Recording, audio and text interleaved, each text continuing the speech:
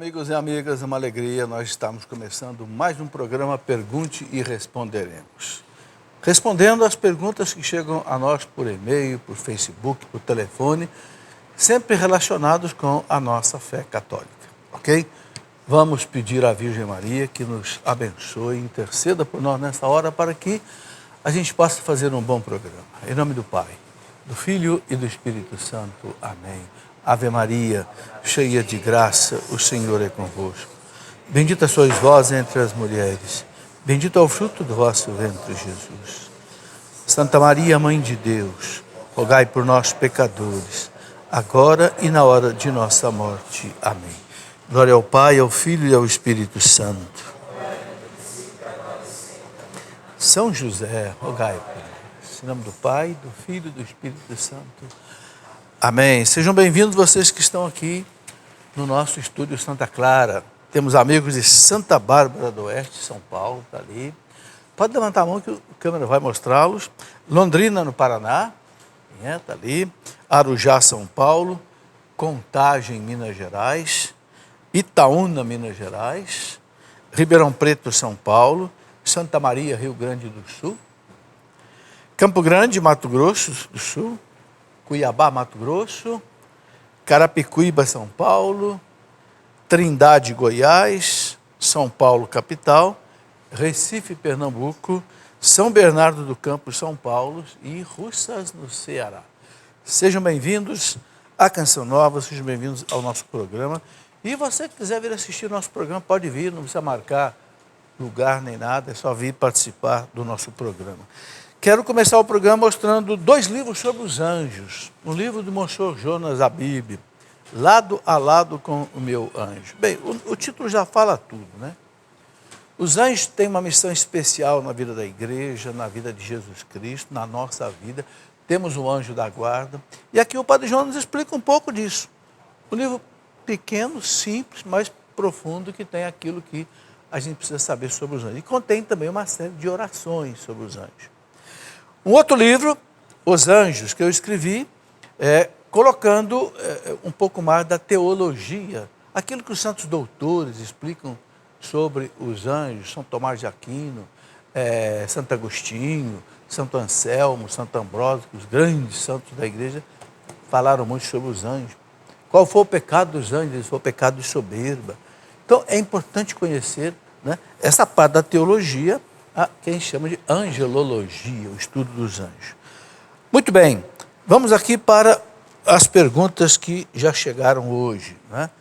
Primeiro, vamos às perguntas que chegaram por telefone e por Facebook, e no segundo bloco, as perguntas que chegaram por e-mail, ok?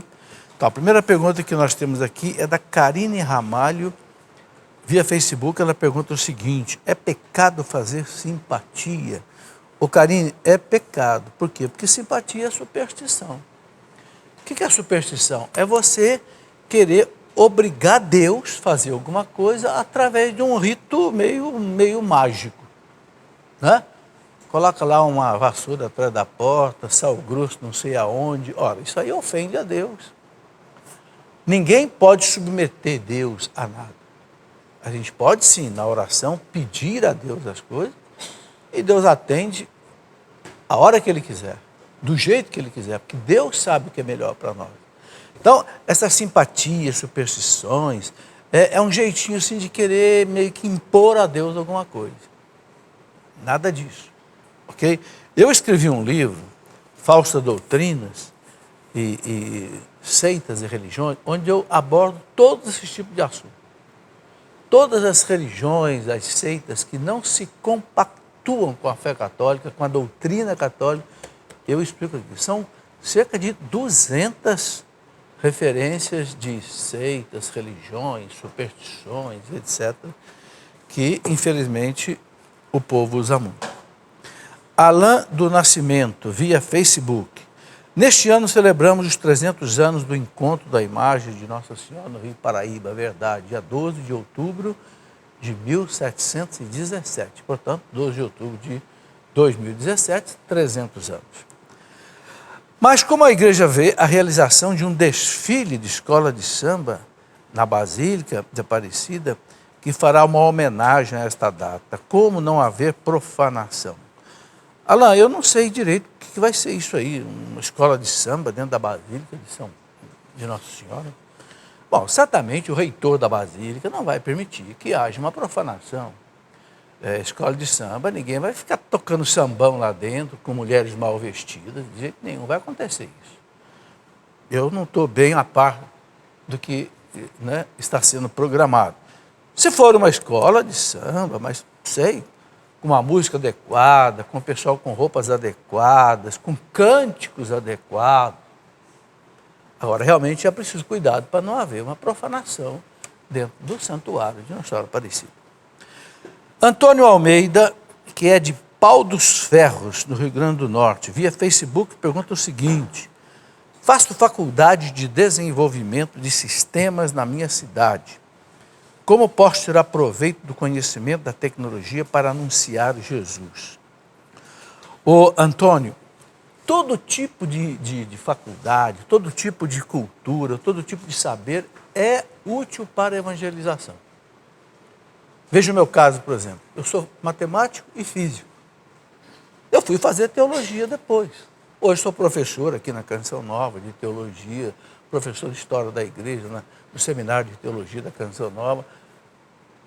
A cultura abre a cabeça da gente, deixa a sua cabeça preparada para muita coisa. Então, tudo que eu estudei na minha vida foi útil para a evangelização. Então, não tenha medo de estudar. Fazer medicina, fazer odontologia, fazer direito, fazer um curso técnico, faça. Isso não tem nenhuma incompatibilidade com a religião. Pelo contrário, nos ajuda. Deixa a gente mais preparado, mais desenvolvido, com mais argumentos, entende? Uma cabeça mais ágil, para até entender as coisas da teologia. Né?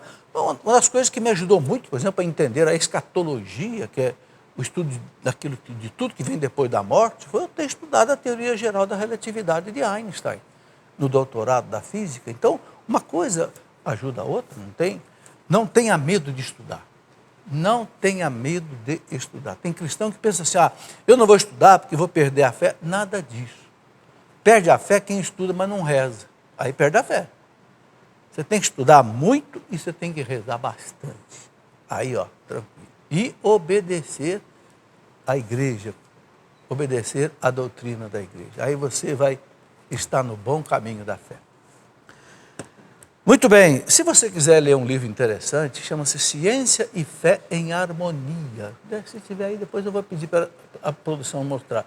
É um livro onde eu escrevi, onde eu mostro mais de 100 grandes cientistas que foram extremamente religiosos, muitos deles prêmios Nobel de Física, de Biologia, de Química. Por exemplo, a Pontifícia Academia de Ciências do Vaticano, ela tem mais de 20 prêmios Nobel, membros da Academia Pontifícia de Ciências do Vaticano.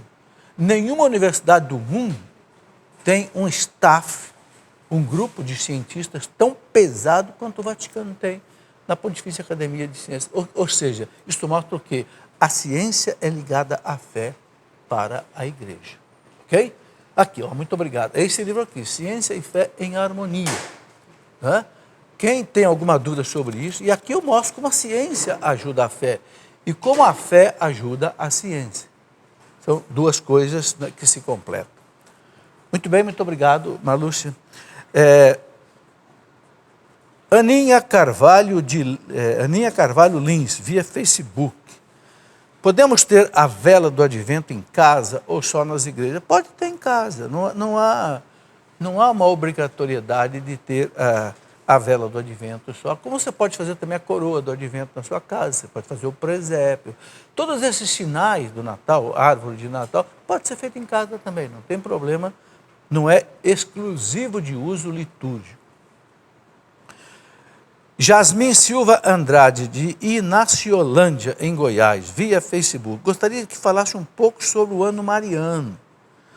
Ô Jasmin, como nós vamos celebrar 300 anos da aparição da imagenzinha de Nossa Senhora Aparecida, e os papas reconheceram, né, essa devoção como milagrosa, tanto assim que em 1930 o Papa Pio XI proclamou por decreto, por uma bula pontifícia, Nossa Senhora Aparecida, Rainha Padroeira do Brasil.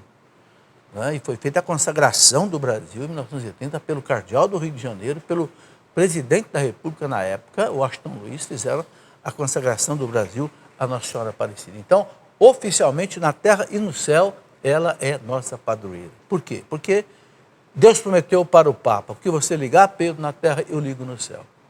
Este ano, o Papa Francisco, a pedido do cardeal de Aparecida, Dom Damasceno, estabeleceu um ano especial mariano só para o Brasil.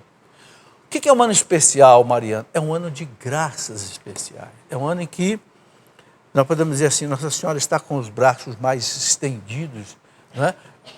Quando Nossa Senhora das Graças apareceu, 1830, lá na França, na rua de Lubac, né? Ela apareceu com os braços estendidos, das suas mãos saíam raios luminosos. Né? Catarina Labouré, a irmã perguntou para ela, o que são esses raios que saem da sua mão? Ela disse, são as graças que eu tenho para distribuir. Então, nesse ano mariano, essas graças serão abundantes. E Nossa Senhora reclamou para Catarina Labouré, muita gente não vem buscar essas graças, eu estou aqui para distribuir. Então é um ano que quem puder deve ir à Aparecida do Norte, visitar o santuário, rezar no santuário, assistir uma missa no santuário. O Papa Francisco autorizou indulgência plenária, ou seja, quem fizer uma confissão bem feita, participar da missa, comungar, rezar pelo Papa, pelo menos um Pai Nosso, uma Ave Maria e um Glória, e visitar ou a Basílica de Aparecida ou qualquer igreja consagrada a Nossa Senhora Aparecida. Tem muitas no Brasil. Quem for a essas igrejas e rezar, assistir à missa, qualquer coisa desse tipo, ganha indulgência plenária para a sua alma ou para a alma de uma pessoa que já morreu. Então, o ano mariano é um ano de graça, um ano de bênção. É um ano que nós devemos colocar toda a nossa confiança, devoção a Nossa Senhora. E também estudar um pouco sobre a Virgem Maria. Né? Por exemplo, vou mostrar aqui 2 livros interessantes que podem ajudar nesse ano. Aqui esse livro, 58 catequeses do Papa João Paulo II. 58 catequeses do Papa João Paulo II sobre a Virgem Maria. É uma mariologia completa. O Papa começa do nascimento da Virgem Maria até a assunção dela ao céu. Explica tudo. Né? Papa João Paulo. Então vale a pena pegar um livro desse no ano mariano e estudar. Eu escrevi também um livro, já faz bastante tempo, A Mulher do Apocalipse. Aqui são 12 capítulos, onde, comparando com aquela coroa de 12 estrelas, né, as 12 grandes verdades sobre a Virgem Maria. A Imaculada Conceição, a virgindade perpétua, maternidade divina, enfim, todos os dogmas sobre Nossa Senhora e devoções. Então, vale a pena, nesse ano mariano, se aproximar da Virgem Maria pela oração, pelo estudo, pela devoção, ok? Recebendo as suas graças. Luciano, via Facebook, sou amasiado há 14 anos e gostaria de saber se eu e minha mulher podemos comungar. Estaríamos cometendo pecado se comungarmos?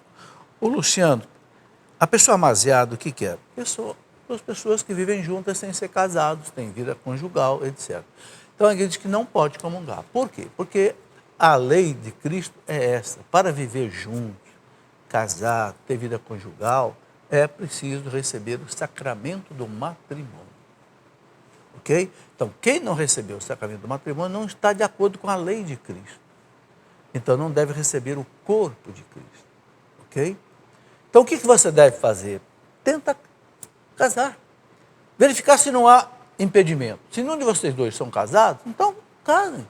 Procura o pároco, faça uma boa confissão e se casem. Ah, mas um já foi casado e divorciou. Então, tenta, quem sabe, a declaração de nulidade. Papa Francisco tornou agora bastante rápido.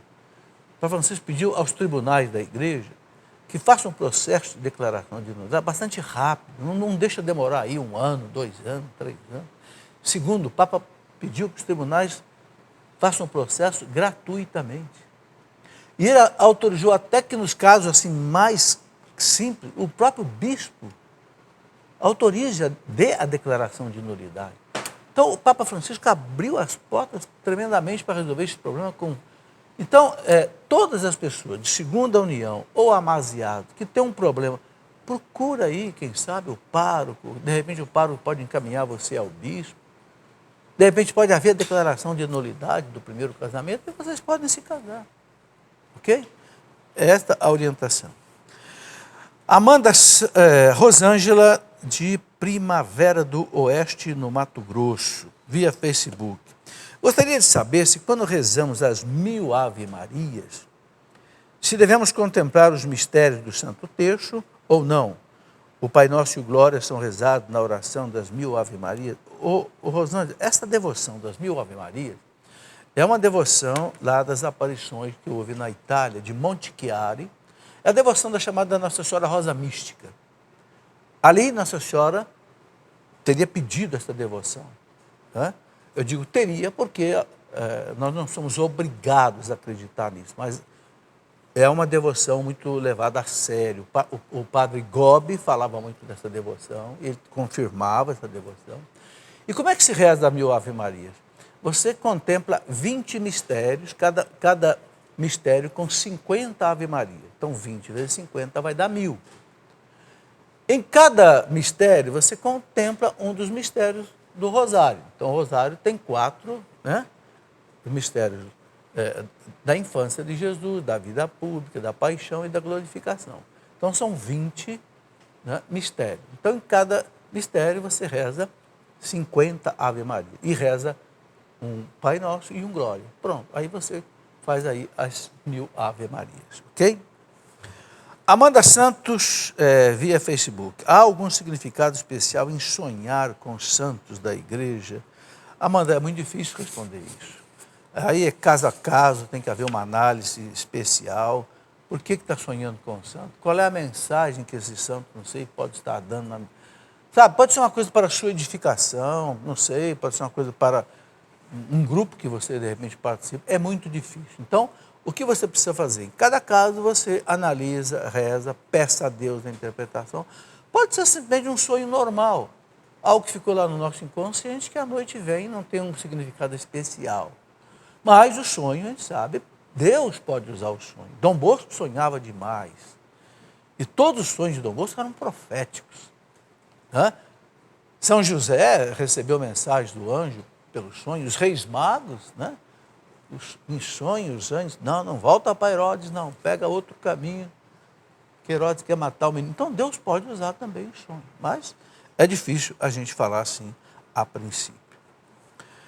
Uma pessoa que pediu para não ser identificada, ela diz assim: tenho visões e revelações de Deus através de sonhos e depois de um tempo elas se realizam. Gostaria de saber se tem algum significado tudo isso. Ora, se você sonha com alguma coisa e aquilo acontece, então tem que levar a sério. Não é? Eu recomendaria o seguinte: se você sonhar alguma coisa muito séria, não é? E que já aconteceu na sua vida algumas vezes, procure uma pessoa de confiança, um sacerdote, não sei, e conte para essa pessoa. Olha, estou sonhando com isso, o que eu devo fazer? Não é? Porque Deus, às vezes, pode também, através de sonhos, mandar recados para a gente. É a mesma coisa da outra pergunta. É muito difícil dizer o que tem que fazer, o que não tem que fazer. Cada caso é um caso. Né? Eu me lembro, o Dom Estevão Bittencourt conta um caso muito interessante, que um bispo do Rio de Janeiro, uma mulher telefonou para ele e disse: "Ô bispo, eu sonhei que o senhor ia viajar, pegou o avião e o avião caiu." O bispo disse: "Ah, não, é bobagem, não tem nada." O bispo pegou o avião e o avião caiu. Então, é difícil, né? Deus pode mandar uma informação. Isso eu estou dizendo porque eu li numa revista de Dom Estevão Bittencourt, ele conta um caso desse. Muito bem. Leonardo Luiz Silva, de Belford Roxo, no Rio de Janeiro, via telefone, pergunta o seguinte: diz que é sócio pelo boleto bancário. Muito obrigado, ô Leonardo. A Canção Nova precisa muito da contribuição. Quase fechamos os 100% da campanha de 2016. Chegamos em 92%. Faltaram 8% aí. Mas, se Deus quiser, esses 8% passam para a campanha de janeiro. Então, quem não conseguiu contribuir em dezembro, contribua agora em janeiro. Porque a Canção Nova tem que ir empurrando o débito para frente. Ok? Muito bem. Tem um amigo que vai casar e não é batizado. Gostaria de saber se o casamento será válido. Ô, Leonardo, a igreja ensina o seguinte: para receber qualquer sacramento da igreja, primeiro precisa estar dentro da igreja. E o que põe você dentro da igreja? Que faz parte do corpo místico de Cristo? Você ser batizado. Então, não pode receber um sacramento sem ser batizado. Então, converse com essa pessoa, oriente ele. Você quer casar na igreja, quer receber um matrimônio? Então, vamos primeiro batizar. Conversa com o pároco, prepara. Entendeu? E o batismo é uma coisa tão simples de ser realizada, né? Outra pessoa que pediu para não ser identificada. Tudo bem, diz que é sócio inativo. Sócio inativo é aquele que parou de contribuir. Volte a contribuir a hora que você, né, quem sabe aí retomar seu emprego, né? E pode ter certeza, viu? Deus vai te ajudar para isso também. Minha esposa faleceu e eu estava brigado com ela. Olha que pergunta interessante. E não pedi perdão. Será que estou perdoado? Bom, a gente precisa lembrar do seguinte: o catecismo da igreja diz uma coisa muito importante. Não há pecado que a igreja não possa perdoar se a pessoa se arrependeu do pecado e tem um propósito de mudar de vida. Ok? Então é o seguinte: se tua esposa faleceu, morreu brigado com você, peça perdão a Deus. Peça perdão a Deus, se for o caso, te confesse com o sacerdote, você vai receber o perdão dele e acabou. Não pense mais nisso. Se Deus te perdoar pelo sacramento da confissão, acabou. Não pense mais nisso, pode ter certeza que onde tua esposa estiver, vai te perdoar também. Maria Aparecida de Juiz de Fora, via telefone, sócio pelo débito automático. É a melhor maneira de ajudar a questão é pelo débito automático do banco, né? Gostaria de saber sua opinião, a opinião da igreja a respeito de pessoas que são noivas e são de religiões diferentes. Bom, Maria Aparecida, o caso mais comum é a pessoa que é católica, batizada, e quer se casar com outra que é protestante. Esse é um caso mais comum. É o chamado casamento misto. Pode acontecer? Pode. Tem que ter duas exigências. Primeiro, a pessoa tem que ser batizada, mesmo que seja na igreja protestante. Porque tem muitos batismos em igrejas protestantes que a igreja católica reconhece como válidos. Aqui o Código de Direito Canônico da igreja traz aqui no rodapé, quando fala desse assunto, traz a relação das igrejas protestantes em que a igreja católica reconhece o batismo como válido. Então, se a pessoa é batizada, é cristã, mas não é católica, pode casar com a pessoa católica, ou seja, pode receber o sacramento do matrimônio. Mas aí a igreja exige o quê? Primeiro, que a pessoa que é protestante não queira mudar a fé da outra que é católica. Segundo, os filhos sejam batizados, educados na fé da igreja católica. Por que a igreja põe isso antes do casamento? Para depois não ficar dividindo a criança. Nasce a criança, a parte protestante quer levar para lá, a parte católica, e a criança fica aí dividida. Então a igreja coloca o seguinte: é protestante, quer casar com o católico, quer receber o sacramento na igreja católica, então você vai educar os filhos na igreja católica. Ok? Então, ser batizado, não mudar a fé do outro e você educar os filhos na fé do Cristo e da igreja católica. Muito bem. Conceição de Capão Bonito, em São Paulo, via telefone. O que a Igreja Católica fala do grupo Demolei? Conceição, o grupo Demolei é a iniciação dos jovens na maçonaria. Ok? O que a Igreja diz sobre maçonaria? O Papa João Paulo II emitiu um documento através da Congregação da Fé, no ano de 1983. O documento está em vigor, né? Dizendo que o católico não pode se associar a uma loja maçônica sob pena de estar em pecado grave e não poder receber a Sagrada Eucaristia. É assim que diz o documento. Ok? Então, evidentemente, se o Demolei prepara os jovens para a maçonaria, a igreja não quer que os jovens católicos participem disso, já que ela não quer também que vá para a maçonaria. Ok? Mas a igreja não quer conflito com a maçonaria, nada disso. Né?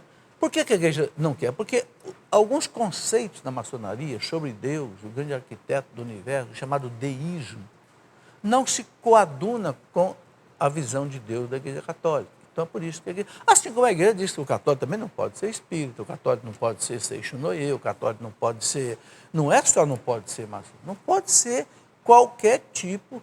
Né? Aí eu mostro de novo esse livro, né? Quem quiser tirar mais as suas dúvidas, esse livro, né? Falsas doutrinas, etc. Aqui tem todas as explicações por que da incompatibilidade na doutrina. Sabe, não é, guerra santa com ninguém. Não, é incompatibilidade. Você quer ser maçom, vai ser maçom. Quer ser espírita, vai ser espírita. A igreja respeita a crença de cada um.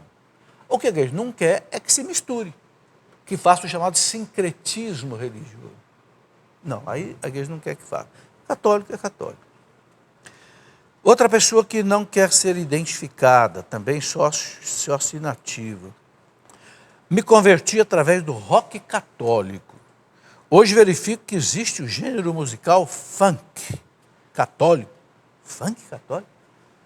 Gostaria de saber se esse gênero é aprovado pela igreja, pois em minha paróquia o padre não permite que o toque. Olha, vou ser sincero, eu não conheço esse negócio de funk direito, não. E eu nem sei cantar isso, nem sei como é que é isso. Eu acho que é um ritmo, do pouco que eu conheço, não é um ritmo compatível com música católica. Sabe, a música católica é uma música de meditação, de oração, de contemplação, de louvor. Sabe, essas músicas assim, muito agitadas, muito barulhentas.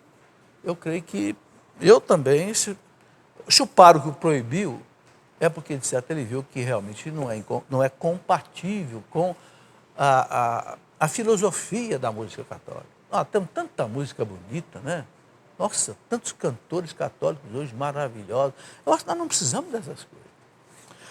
Muito bem, vamos para o nosso intervalo e depois do intervalo as perguntas que chegaram por e-mail que vão aparecer aqui no nosso plano. Espere aí que você vai ver que o nosso intervalo é bastante rápido.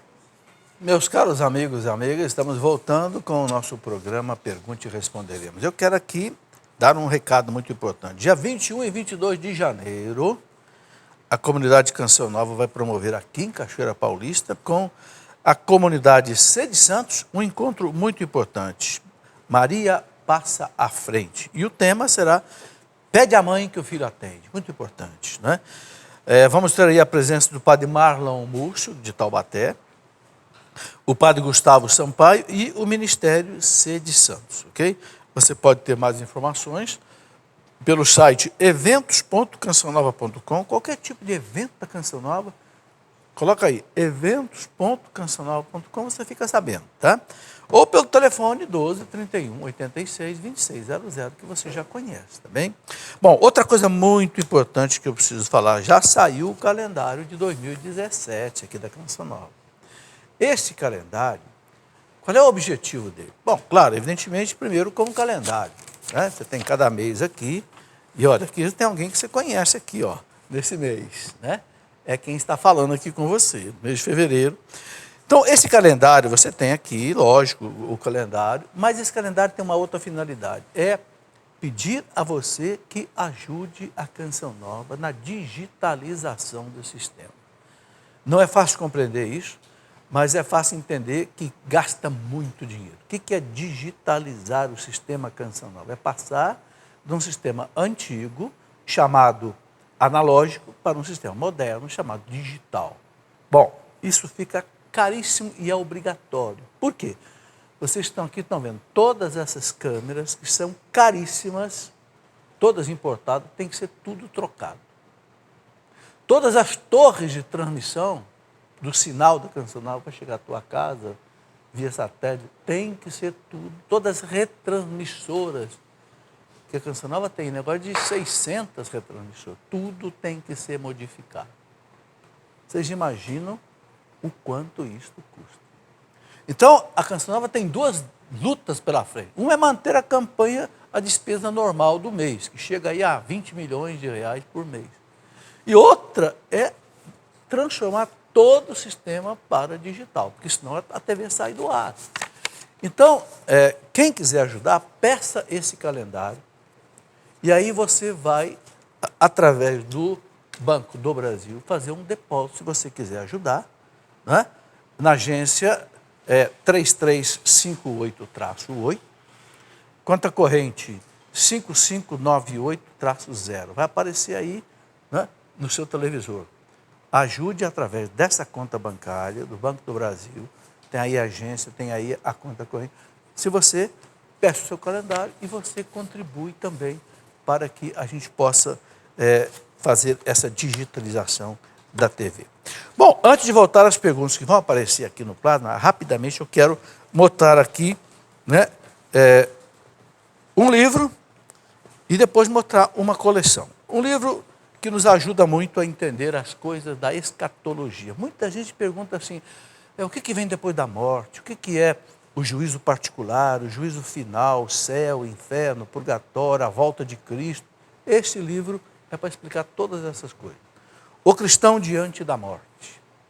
Ok? Chama-se escatologia. Escatom, do grego, quer dizer os últimos acontecimentos. Então, é a parte da teologia chamada escatologia. O que a igreja nos ensina? Cristo vai voltar? Vai. Quando? Ninguém sabe. Como? Ninguém sabe. Ok? Coisas desse tipo. Segundo, vocês estão vendo aqui na minha mão uma coleção de pequenos livros. É uma iniciativa que eu comecei para responder perguntas que o povo faz muito através de pequenos livros. Inclusive, eles são assim grampeados para ficar, inclusive, mais em conta. Quais são os assuntos? Eu vou pegar aqueles assuntos onde as perguntas se repetem mais vezes. Por exemplo, você sabe o que foi o caso de Joana d'Arc, aquela santa francesa que morreu queimada, né? Qual a importância da oração, né? Depois, como entender o livro do Apocalipse, né? Tem muita gente que faz tanta dúvida sobre o Apocalipse, né? Você conhece o caso Galileu Galilei? O pessoal que estuda, né? Como entender as páginas difíceis do Antigo Testamento, como entender o dilúvio, como entender aquelas 10 pragas do Egito, como entender aquelas coisas todas do Antigo Testamento. Enfim, é uma coleção de pequenos livros para você ir tirando as suas dúvidas, ok? E junto com isso, eu tenho um outro trabalho que é o seguinte, que está me deixando muito feliz. Pelo meu site Cleofas, eu comecei um curso de teologia à distância. Nós temos hoje mais ou menos 550 alunos, já tem um ano que esse curso está andando. Toda a teologia, né? Aula todo dia, meia hora. É um vídeo sobre o assunto sequencial, um áudio para você ouvir em MP3 e uma matéria escrita sobre a mesma aula. Ok? Qual é o assunto? Pega toda a teologia. Deus, a criação do mundo, a criação do homem, o pecado, Jesus Cristo, sacramentos, moral católica, escatologia, pneumatologia, toda a teologia. Muita gente me escreve perguntando assim, como é que eu faço para fazer um curso de teologia? Na minha cidade não tem faculdade. Não. Então, ótimo. Então, comecei a fazer pela internet. A pessoa pode, né? E graças a Deus vai indo muito bem, já tem um ano, nós temos aí uns 550 alunos. Se você quiser conhecer, entre no site cleofas.com.br, o meu site. Tem uma caixinha lá escrita assim, Escola da Fé Online. Clica ali e você vai ter todas as informações, ok? E bom proveito. Muito bem, vamos aqui para as nossas perguntas que chegaram por e-mail. Euclides Almeida. Existe algum livro fora da Bíblia que fala sobre a participação de José de Arimateia no nascimento de Jesus? Olha, eu não conheço nenhum livro apócrifo. Apócrifos são aqueles livros que a igreja tirou da Bíblia, né? Não colocou na Bíblia. Eu não me lembro de algum livro, pode ser, não, são muitos apócrifos, né? Tem mais de 60 livros apócrifos do Antigo Testamento e do Novo Testamento. Então, eu não me lembro de cabeça, eu nem li todos esses apócrifos, né? Mas eu não me lembro de nenhum que fale de José de Arimateia em relação ao nascimento de Jesus. pode ser, aí é preciso fazer uma pesquisa bem aprofundada. Cândido Mota, São Paulo, gostaria que explicasse o segredo de Nossa Senhora de La Salette, que fala sobre o anticristo. Esse segredo é verdade? Ô Cândido, veja, a igreja não obriga que a gente aceite as revelações particulares. As revelações de La Salette são muito assim, muitas pessoas, inclusive muita gente do clero respeita muito. Agora, quando fala do anticristo, é uma coisa difícil de interpretar. Por quê? São João, na primeira carta dele, o que São João diz? O anticristo já está no mundo. Quem é o anticristo, dizia São João? É todo aquele que nega que Jesus Cristo é o Messias, é o Salvador. São João se referia a uma heresia chamada gnosticismo. Então, todo aquele que é contra Jesus Cristo é anticristo. O que quer dizer ser anti? Ser contrário. Então, La Salette fala que pode haver um anticristo dentro da igreja, e já houve muitos anticristos dentro da igreja. Os hereges saíram de dentro da igreja. Ora, quem era Lutero? Era um monge agostiniano, católico. Quem era Ário, do arianismo? Era um monge católico. Quem era Nestório? Era patriarca, bispo de Constantinopla, católico, que viraram hereges. Ou seja, passaram a ser, de certa forma, anticristos. Então, eu não conheço uma explicação da igreja, uma explicação oficial sobre o mistério de La Salette. Eu conheço a explicação oficial sobre o terceiro segredo de Fátima. Aí, o Papa João Paulo II proclamou e explicou. Então, o de La Salette é sério, muita gente acredita, eu acredito. Agora, a interpretação não é fácil. Aí é bom a gente ouvir o magistério da igreja. Como o magistério da igreja eu não conheço uma explicação do magistério oficial, cada um leia com o devido cuidado para a sua edificação pessoal. Vitor Tobias, Nova Friburgo, Rio de Janeiro. Os reis magos realmente existiram? Existiram. Não há dúvida que os reis magos existiram. Há fatos históricos. Eu vou contar um fato histórico. Por volta do ano 600 e pouco, os persas invadiram Jerusalém, a Terra Santa, e destruíram as igrejas católicas, que Santa Helena tinha construído por volta do século IV. Mas interessante, quando eles chegaram na Basílica de Belém, onde Jesus nasceu, a Basílica da Natividade, que foi construída por volta do ano 300 e pouco por Santa Helena, eles não destruíram a Basílica de Belém. Por quê? Porque na fachada da Basílica havia a figura dos reis magos. Olha, já por volta do ano 300 e pouco. Então os persas, como eles identificaram que os reis magos eram com as roupas deles, e persas, eles não destruíram a Basílica. É uma prova histórica da existência deles. E tudo que os evangelhos narram, né?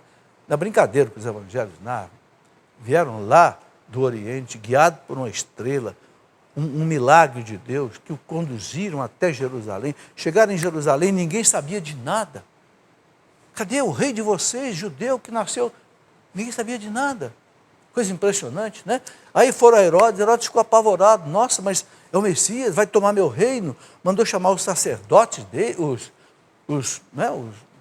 conselheiros dele, os sacerdotes judeus, para saber onde é que o menino ia nascer. Aí disseram, não, vai nascer em Belém, de acordo com o profeta Miqueias. Aí a gente sabe tudo o que aconteceu, né? Herodes, como os magos foram embora por outro caminho, então Herodes foi lá e mandou matar todas as crianças com menos de 2 anos de idade em Belém. Só que antes disso, Jesus, Maria e José já tinham fugido para o Egito. Quer dizer, fatos reais, não há dúvida que eles existiram.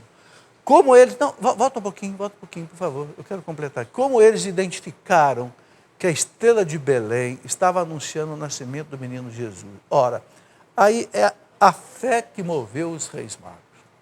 Por que esses homens que não eram judeus vieram lá do Oriente? Por que eles foram procurar um Messias judeu? Porque, é preciso entender isso, os judeus, eles se espalharam pelo mundo. Por quê? Porque desde o ano antes de Cristo, anos 70 antes de Cristo, quando o Império Romano dominou a Palestina, escravizou os judeus, muitos judeus se espalharam pelo mundo. É um fenômeno que recebeu o nome de diáspora. Então, o mundo inteiro teve sinagogas. E muitas pessoas não judias frequentavam às vezes as sinagogas. Né? Não veio lá a rainha lá da Etiópia visitar Salomão? Não, era do Oriente, era pagã. Então, eles sabiam, né, através dos judeus, que haveria um Messias Salvador da humanidade. E Deus, através de um milagre, através de uma ação especial, mostrou para eles. Por quê? Aqui é importante entender o sentido dos reis magos. Muito importante entender isso. Primeiro, quando Jesus nasceu, no dia de Natal, os anjos apareceram aos pastores judeus e disseram: hoje nasceu para vocês um Salvador. Então foi a manifestação de Jesus ao seu povo, os judeus, através dos pastores. Povo simples, até desprezado pelo povo. Né? E eles foram à gruta de Belém. Às pressas, diz o Evangelho. Né? Os magos que vêm do Oriente representam o quê? Todos que não eram judeus. Então é chamada Epifania, a festa que se celebra no dia 6 de janeiro. Né? Manifestação. Então, o Cristo, ele nasceu não só para os judeus, mas para o mundo inteiro. Então, o que significa a vinda dos magos de várias partes do mundo? Inclusive, alguns exegetas, estudiosos, acham que cada um veio de um lugar diferente. Né? Tem lá até os nomes. Você olha no presépio, um tem a cor negra, outro tem a cor branca, outro tem a cor amarela. É um simbolismo para dizer que cada um veio de um lugar, um da África, um da Ásia, um lá da região da Pérsia. A gente não sabe exatamente isso. Isso não é o mais importante. O mais importante é o sentido. O mundo que não é judeu vem adorar o Cristo, porque o Cristo é o Salvador de toda a humanidade. Né? É a festa que a gente chama de Epifania. Epifania em hebraico quer dizer a manifestação do Cristo Salvador a todo o universo, a todos os povos. Muito bem. Nina de Fortaleza. Nunca entendi plenamente por que a igreja não aceita a astrologia. Os reis magos eram, de certa forma, astrólogos? Não. Eu vou explicar. Não eram astrólogos, eles eram astrônomos. É diferente. É diferente astronomia e astrologia. Observavam o universo diante dos astros, seguiram uma estrela. Sabemos que o Espírito Santo é o nosso guia. Por que não a astrologia ser mais acreditada pela igreja? Bom, o que é astrologia? Astrologia é uma crença pagã que veio desde o tempo da Babilônia, o tempo de Abraão, 1800 anos antes de Cristo. Eles acreditavam que os astros eram deuses. Então acreditavam que a lua, o sol, até que lá você vê lá no México, por exemplo, né? Nós temos lá as pirâmides do sol, eles acreditavam que os astros fossem deuses. Não é Deus coisa nenhuma. O sol é um monte de gás, tem uma temperatura de 6, 7 milhões de graus de temperatura, não tem vida, não tem nada. A lua é uma pedra, Marte é uma pedra, Vênus é uma pedra, ninguém tem vida, nem vida animal, nem vida vegetal, muito menos vida humana e muito menos Deus. A astrologia acredita que os astros são deuses. Ora, não tem base científica, não tem base religiosa, não tem nada. É por isso que a igreja condena a astrologia, não tem cabimento. Não é nem a igreja que condena, é a ciência que condena acreditar que seja Deus. Por que o Natal passou a ser 25 de dezembro? Porque era o dia do Deus Sol, dos romanos pagãos. Então a igreja colocou, não, o verdadeiro Deus Sol é o Cristo. Por isso, 25, o Natal passou a ocupar a festa do Deus Sol Invictus dos romanos. Então, por isso que os reis magos não eram astrólogos. Eles não acreditavam que os astros eram deuses. Eles foram guiados por uma estrela. Estrela, não um Deus. O Deus era Jesus que eles foram buscar. Eles não foram prestar culto à estrela. Eles se ajoelharam diante do menino Jesus e ofereceram ouro, incenso e mirra. Ouro para o rei, incenso para o Deus e mirra para o cordeiro que seria imolado. Entende? Então não tem cabimento. Santo Agostinho já dizia, se a astrologia funcionasse, né, dois gêmeos teriam que ter a mesma vida. E nada, você pega dois gêmeos, um vive uma vida, outro completamente diferente. Você pega um tem um gênio, outro tem outro completamente diferente. Até na Bíblia, Esaú, né, e o irmão. Quer dizer, então é isso que a igreja coloca para nós. O Elker, os entes queridos falecidos sabem o que fazemos na terra ou podemos nos ver lá no céu? Posso orar e direcionar boas intenções, diálogo, de forma direta à alma da pessoa, ou ela não pode ouvir? Ou as orações devem ser somente a Deus em intenção à alma da pessoa? Elker. Bom, Elker, vamos por parte. Os entes queridos falecidos sabem o que fazem na terra? Bom, aí a igreja diz assim, depende daquilo que Deus permite. Depende, Deus pode permitir ou não permitir. Porque todo conhecimento é através de Deus. Os santos, veja bem, os santos recebem todos os nossos pedidos. Por quê? Porque os santos estão em comunhão com Deus. Eles não são oniscientes, mas eles participam da onisciência de Deus. Deus funciona como um centro de informação para eles. As almas que estão no purgatório podem receber os nossos pedidos de oração. O catecismo da igreja fala claro, bem claro. O catecismo da igreja diz assim, que quanto mais a gente reza pelas almas do purgatório, mais torna eficaz a intercessão delas por nós. É muito interessante isso. A oração pelas almas, né? Isso aí tem aqui no catecismo, é só a gente procurar aí que a gente vai encontrar, lá por volta do parágrafo 900, depois quando fala da igreja, da comunhão dos santos, o catecismo coloca isso. Então as almas, você pode pedir pelas almas do purgatório, pode, ok? Elas podem atender nossos pedidos, a igreja não nega isso. Evidentemente uma alma que tiver sido condenada ao inferno, essa não vai receber nada. Porque essa cortou a comunhão total com Deus. As almas do purgatório e as almas do céu estão em comunhão com Deus. As do céu em comunhão perfeita, as do purgatório ainda não em comunhão perfeita, mas são amadas por Deus e amam a Deus, só que estão no estado de purificação. Mas podem interceder por nós, tá? Depois, ela pergunta aqui, posso orar e direcionar boas intenções? Pode. Né? Ou as orações devem ser somente a Deus? Não, a gente pode pedir aos santos, pode pedir a Deus, pode pedir às almas do purgatório. A igreja não proíbe isso. Evidentemente, a melhor oração é a oração voltada para os santos, para a Virgem Maria, que estão em comunhão plena com Deus. Pode passar. Tenho 25 anos e sou casada há 10 meses apenas no civil.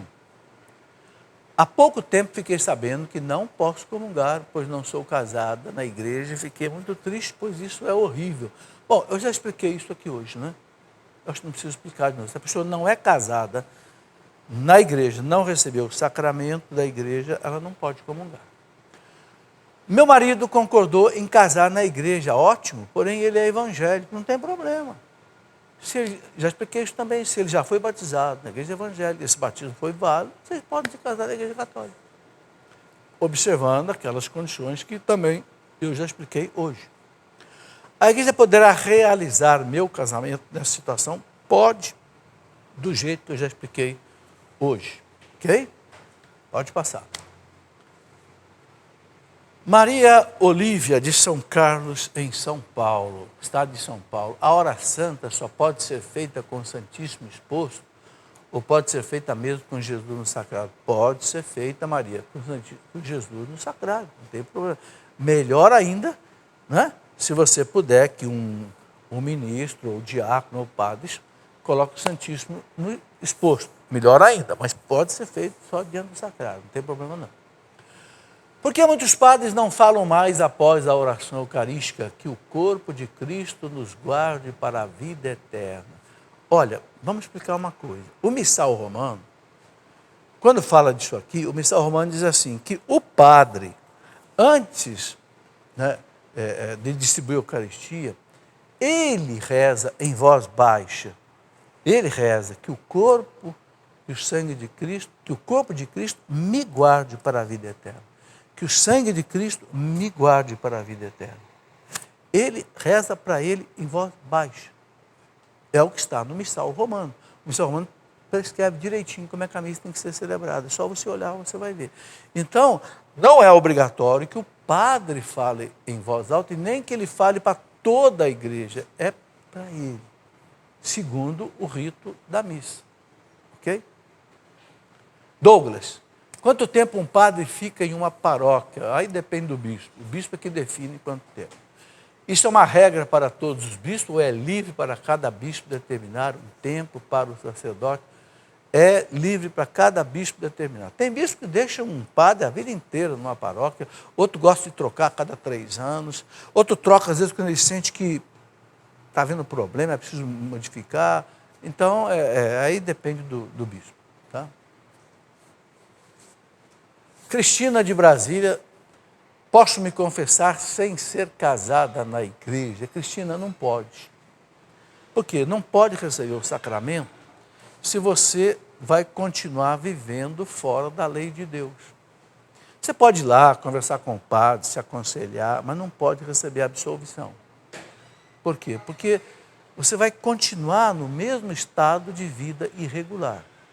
Então, de novo eu falo aqui, essas pessoas que têm essas situações, não se sintam afastadas da igreja, não abandonem a igreja, procurem regularizar a sua situação. De repente você pode ter uma declaração de nulidade, se houve um casamento anterior de um dos dois, ou se não houve, se não há impedimento, então podem se casar. Então, há solução para os problemas, ok? Evidentemente, a igreja tem que obedecer aquilo que o Cristo colocou, né? Cristo colocou o sacramento do matrimônio, então a gente tem que seguir. Como faço para tratar melhor as pessoas, principalmente minha família, pois em muitas coisas não concordo com eles? Olha, isso aqui é uma coisa séria. Primeiro, a gente tem que ter muita paciência. Segundo, a gente tem que ter bondade, né? Tem que exercitar. Conter a língua, né? Porque a língua, como diz São Tiago, é que nem um palitinho de fósforo, pode incendiar uma floresta inteira. Né? Cuidado com o que a gente fala dentro de casa, na família. Sabe, é aquilo que a gente chama de autodomínio. E que é um fruto do Espírito Santo. Quando São Paulo fala dos frutos do Espírito Santo, na carta aos Gálatas, no capítulo 5, versículo 22, São Paulo fala assim: os frutos do Espírito são amor, paz, alegria, bondade, mansidão, autodomínio, paciência. Entendeu? Pedir ao Espírito Santo que dê a você paciência, não brigar à toa, tá certo? Tentar resolver as coisas no diálogo, é o único jeito. Tá bem? Muito bem, chegamos ao final do programa, é uma alegria receber vocês aqui, né? E aqui tem uma última pergunta que é aqui da plateia que eu vou responder rapidamente. Alguém me perguntou o seguinte: parece que estão usando uma medalhinha de Nossa Senhora na sandália, ou desenhando, e pisar na medalhinha, ou pisar. Não, eu acho que isso não fica bem, né? Porque pisar em alguma coisa é uma coisa assim meio pesada, né? Então, pisar numa medalha, ou pisar numa foto de Nossa Senhora, não, coloca a tua foto, não sei, na roupa, numa pulseirinha, medalhinha no pescoço, mas pisar não fica bem, né? Não, a lógica não combina com isso. Muito obrigado a vocês que vieram, vocês de casa, né? E que tenham, né, um feliz ano de 2017. Com Deus.